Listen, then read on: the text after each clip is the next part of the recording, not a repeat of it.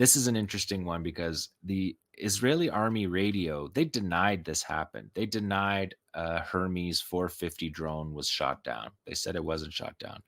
And then Hezbollah released this video showing it pretty clearly being shot down. It's a 358 surface to air missile. It's a combination of a surface to air missile and a loitering drone, which is essentially made from many parts that can be procured from the commercial market. The genius of these weapons developments coming out of Iran and being used by Hezbollah and by Nasralla is that they can be you can swap parts in and out of them. So when Israel says that they've knocked out 80% of Hezbollah's drones, it's not true, because they can rebuild these drones even under the partial blockade that's happening right now. Hezbollah can resupply, which Israel said that they had knocked 80% of it out, and then we got a drone swarm on Thursday or Friday where it's 28 drones in one launch. So you're clearly not knocking them out. This is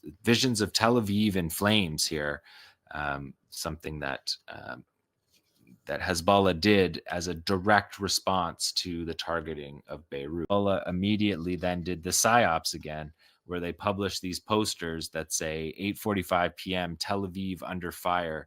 And then the asterisk takes you down to Netanyahu saying, "We have destroyed 80% of Hezbollah's rocket fire." So they're just rocket capabilities. So they're just mocking them. And to give you an idea of what 80% would mean, going into the war, Israeli estimates had Hezbollah's rocket arsenal at between 150,000 and 250,000. So that claim suggests that they've knocked out 200,000 rockets. It's an absurd claim. It has nothing to do, no founding in military bases, as I said last week. It has been happening constantly, dozens of times a day. This base, the Shraga base, the Golani Brigade Administrative Headquarters base, is hit 3 times, 4 times a day, every single day. So if you take it over a 1-week period, you're hitting it 30 times with rocket barrages. And that counts as one operation by Hezbollah. If Hezbollah fires 30 rockets at the base, counts as one operation of the 51. So just to give you a sense, they're always counting operations, not munitions deployed. Really, nothing has changed. One other thing that Hezbollah will do is that they'll hit this base at 1:30, 1:45, 2 p.m., 2:15 p.m., 2:30 p.m. So it's just one after another barrages against these bases. And they picked the bases for a reason. That's what we see. Drones flying over Palestine. That's the new equation that has happened. Happens dozens of times, literally a day. And so once again, Hezbollah responded with a PSYOP. If we look at number 16 here, as this one ends, watching them fly through the sky, a single drone, and it cites channel 12. Today, we once again witnessed how a single drone over the span of more than 20 minutes forced tens of thousands of residents into fortified shelter, as well as the difficulty in intercepting this drone.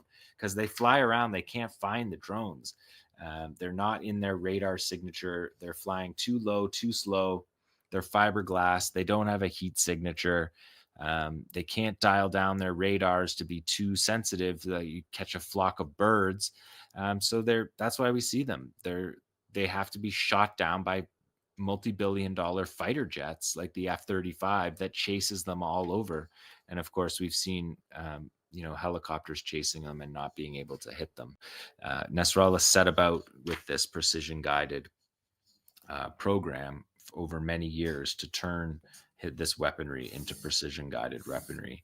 Hezbollah, after this operation on Sunday, put out another poster that basically just mocked the Israeli position. It had the Israeli military correspondent for their state television channel saying, "Hezbollah is demonstrating to their supporters that Sheikh Naim Qasim's equation, the equation of Nasrallah, remains in effect. A strike on the heart of Beirut equals a strike on the heart of Tel Aviv."